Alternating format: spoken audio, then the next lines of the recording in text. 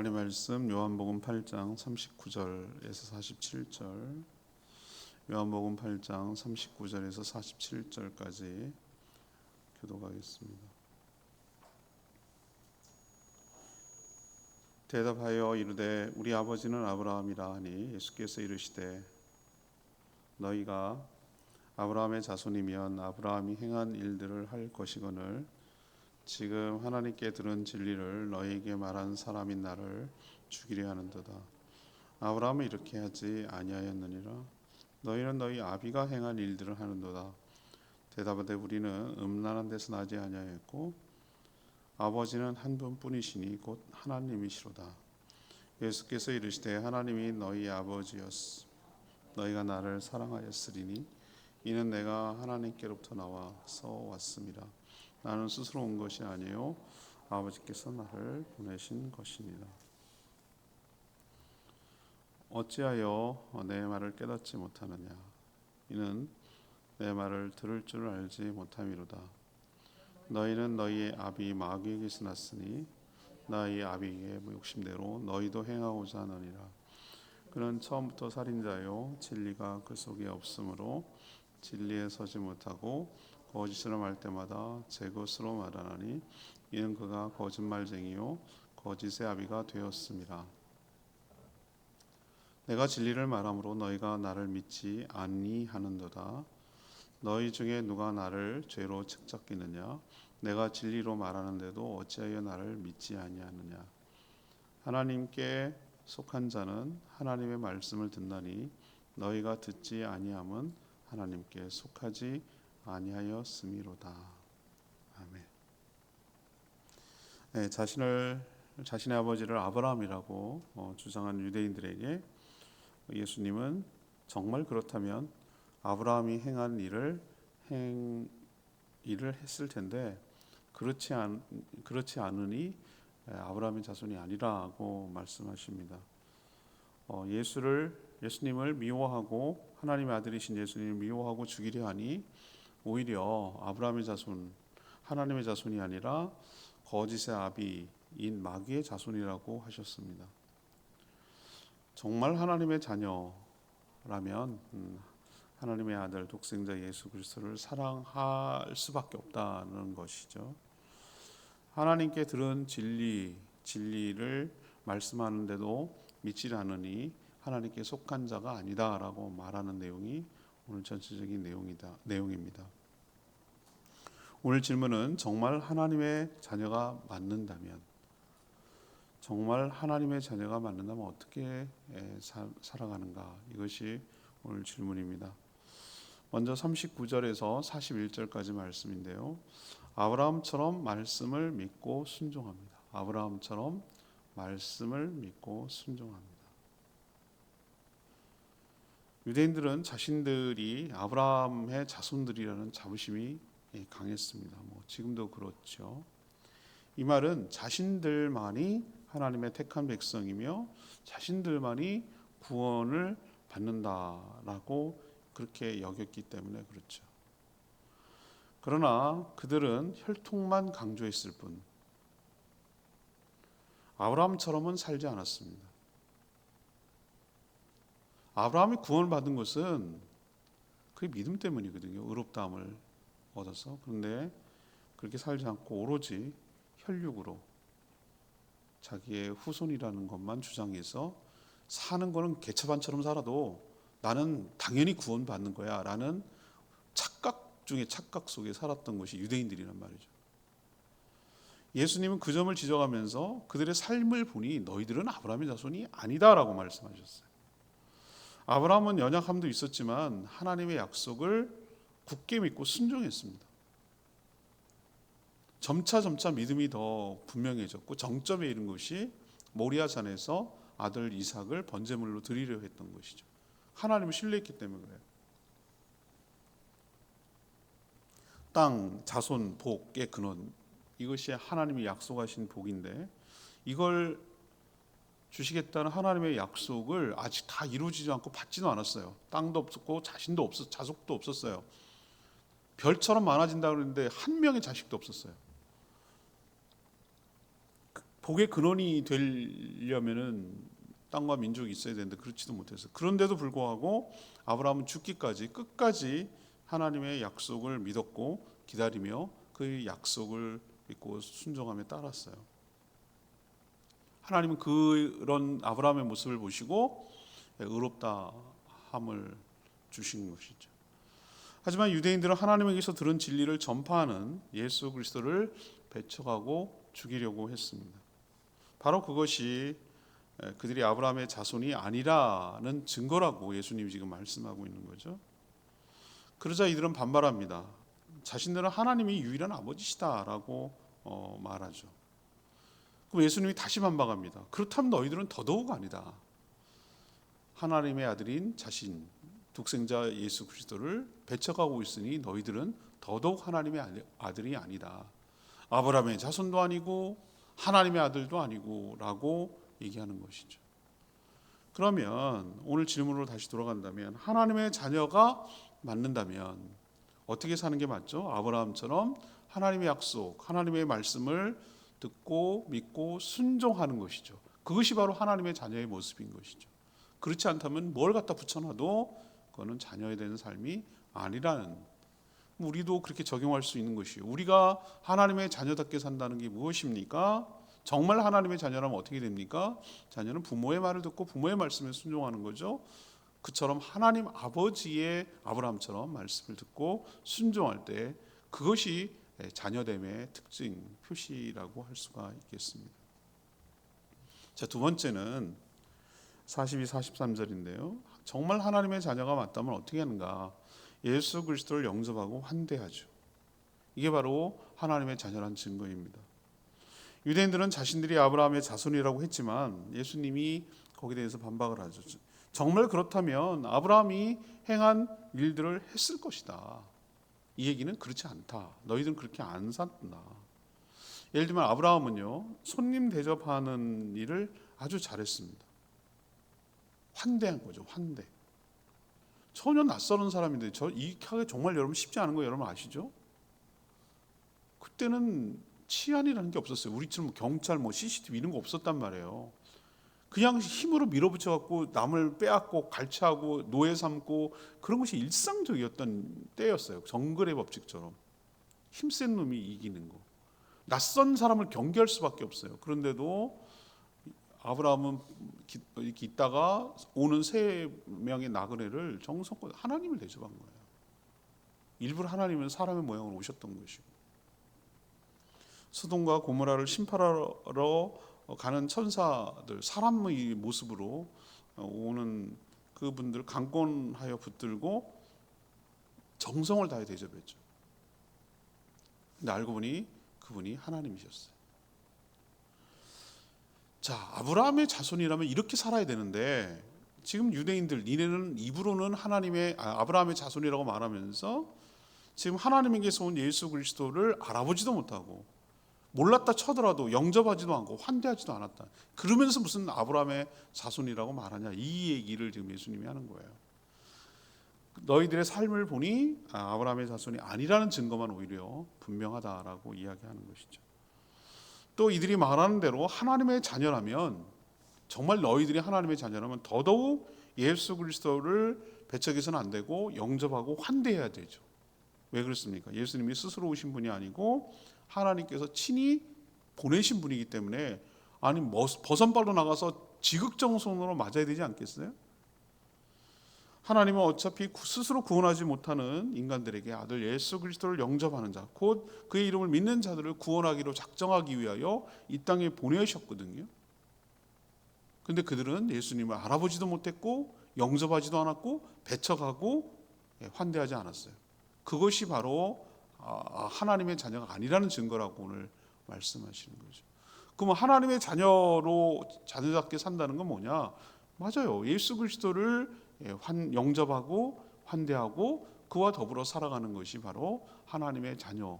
그분이 독생자 유일하신 분이고 우리는 양자됨으로 하나님이 피조물에서 거듭남으로 하나님의 자녀가 된 케이스고, 그분이야말로 원래부터 하나님의 자녀이기 때문에 당연히 영접하고 환대하는 것이 하나님의 자녀다운 삶인 줄 믿습니다. 마지막 세 번째는 하나님의 자녀답게 산다는 게 뭐냐? 44절에서 47절까지 얘기입니다. 예수님이 하신 말씀을 듣고 믿어요. 이게 바로 하나님의 자녀라는 증거입니다. 유대인들은 자신들이 아브라함의 자손이고 또 하나님의 자녀라고 생각했지만 그들만의 착각이었습니다. 예수님은 그들의 진짜 아비를 드디어 폭로합니다. 그들은 거짓말쟁이이기도 하고 거짓의 아비인 마귀의 자녀들이라고 하셨어요. 마귀는 처음부터 살인자며 아예 진리 자체가 그 안에 없기 때문에 거짓말 할 때마다 마치 자기 말처럼 행하는 자라고 말했어요. 마귀의 또 다른 이름이 사탄입니다. 사탄은 늘 하나님 앞에 참소하고 일러바치고 또 하나님을 대적하고 그의 영광을 가로채려고 하는 존재예요. 인간은 이 마귀의 유혹에 넘어가서 죄를 짓고 또 죄와 사탄의 종이 되고 말았어요. 그들의 지배 아래 사니까 유대인들 역시 마귀의 조종에 따라 진리를 말하는 예수 그리스도를 배척하고 거부하고 불신하는 것이죠. 그래서 마귀의 자녀라고 말하는 거예요. 하나님이 보낸 예수 그리스도께서 하신 말씀은 듣지 않고 배척하고 거부하고, 이 자체가 그들이 하나님께 속하지 않고 그들의 아비인 마귀에게 속한 증거다라고 오늘 예수님이 말씀하시는 것이죠. 아무리 말을 해도 소용없어요. 자기가 그들의 삶을 보면, 특히 예수 그리스도가 기준이 되시는데 예수 그리스도를 어떻게 하느냐에 따라서 그의 소속이, 그의 신분이 드러나는 것이죠.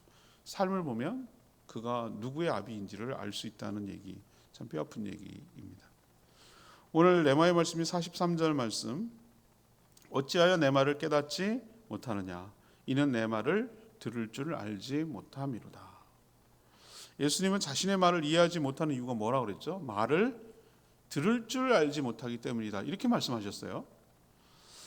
이 말을 문자적으로 해석하면 안 돼요. 청각 장애인이냐, 그런 뜻이 아니죠. 여기서 말하는 것이, 우리도 왜 말은 하는데 사후정처럼 말귀를 못 알아듣는 사람 있잖아요. 이런 의미예요. 여기서 말하는 것은, 그러니까 그들이 예수님이 이러이러한 말을 해도 그들이 말씀을 듣는 태도, 말씀을 이해하는, 수용하는 자세를 지금 예수님이 책망하는 거거든요. 예수 그리스도를 하나님이 보낸 하나님의 아들이라고 믿지 않으니까, 이 딱 마음에 그 뭐라 그러죠? 장벽과 스크린 같은 게 딱 걸려 있으니까 예수님이 말을 하는 족족 다 걸리는 거예요. 우리도 보면은 불신하는 사람이면요, 내가 저 사람은 불신하고 믿지 않는 사람이면 저 사람이 무슨 말을 하든지 겉으로 보면 올바른 얘기하는 것 같아도 안 믿어요. 중요한 것은 나의 수용의 태도와 나의 문제지 예수님 문제가 아니라는 거예요. 너희가 마귀와 사단의 자녀이기 때문에 믿지 않는다라는 것이죠. 그렇다면 우리는 이 말을 우리에게 적용하면 예수님이 하신 말씀이 깨달아지는 것, 또 예수님이 하신 말씀이 들리는 것, 이것 자체가 저는 하나님의 큰 은혜고 우리가 마귀에게, 사단에게 속하지 않고 하나님의 자녀라는 증거입니다. 우리는 말씀이 이해가 되잖아요. 정말 어떤 분들은 이해가 안 된다고 얘기하는 분들 많아요. 자꾸 그 어줍지 않은 과학 어쩌고저쩌고 하는 얘기 말이에요. 논리적이고 이성적이고 그런 사람들이 오히려 자기끼리 자기가 속아요. 그냥 눈에 보이는 것만 물리적으로, 화학적으로, 이렇게 과학적으로 이런 얘기에 해가지고 그 물리적인 세계가 전부라고 생각하는 거예요. 이것을 넘어서는 영의 세계가 있다, 이 감싸고 있다라는 것을 못 깨닫는 거예요. 제가 늘 비유를 들잖아요. 아쿠아리움이라고 섭지코지 가면은 그 엄청난 큰 수족관이 있어요. 벽처럼 생긴 집 한 채가 수족관이죠. 건물이 어마어마하게 커요. 그 안에 막 고래상어도 살고 가오리도 살고 막 오만 물개도 다 거기 살아요. 환경이 아주 최적화되어 있어요. 거기에서 불과 한 200m 직선거리로 떨어진 진짜 바다가 있다는 생각을 못 해요.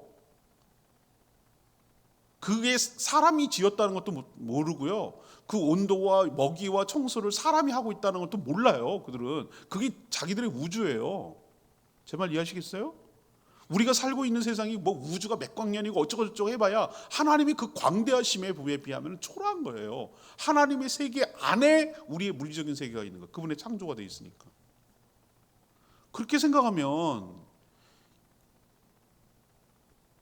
그 영의 세계의 말을 하는 그 부분을 믿어야 되는데 그게 안 믿어지니까 족족 거부하고 배척하고 그러는 것이죠. 근데 우린 정말 하나님의 은혜로 많이 배우지도 않았고 부족하지만 이 하나님의 말씀이 깨달아지고 들려지고 믿어지는 은혜가 있다면 이거야말로 하나님의 크신 은혜를 우리가 잊고 있다는 거 기억하시고 감사하며 살아가는 저희들 되기를 원합니다. 오늘 주된 얘기가 뭐죠? 이번 주 앞부분은 전부 다 누구랑 논쟁하는 겁니까? 예수님과 유대인들이 논쟁하는 것인데 예수님 믿지 못하니까 계속 그 말싸움이 될 수밖에 없는 것이죠. 예수님 오늘 중요한 얘기를 했어요. 너희들이 내 말을 아브라함의 자손이라고 말하는데 아니고 믿음 그렇게 살지 않았으니까 하나님의 아들이라고 자녀라 그러면 더더욱 아니고 하나님이 진짜 아들인 자신을 배척하기 때문에 자신을 좀 돌아보고 믿어지고 깨달아지는 은혜가 우리 가운데 있게 되기를 원합니다. 오늘 말씀 붙들고 기도하기 전에 아까 불렀죠. 아버지 사랑합니다. 524장 찬양집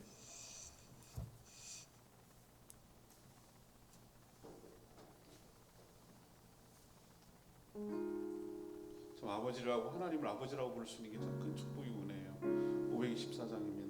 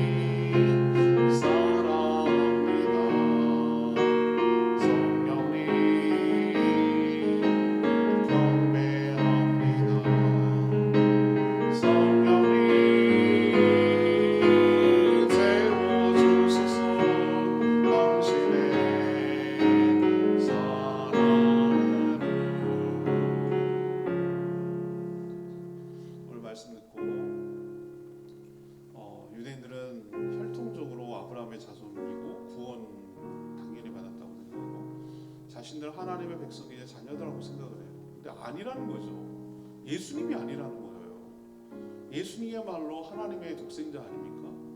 그분이야말로 아버지라고 주장할 수 있는 분이죠. 그분이 아니라잖아요. 왜? 너희들이 아브라함의 자손이면 그렇게 살지 않았어. 아브라함. 너희가 하나님의 자녀라면 나를 그렇게 배척하고 무시할 수 없어. 우리도 누구의 자녀인지 우리의 삶으로 드러내는 것이죠. 하나님의 백성답게 살아가는 저희들 되게 달라고 주여 외치며 기도하겠습니다. 주여 하나님 아버지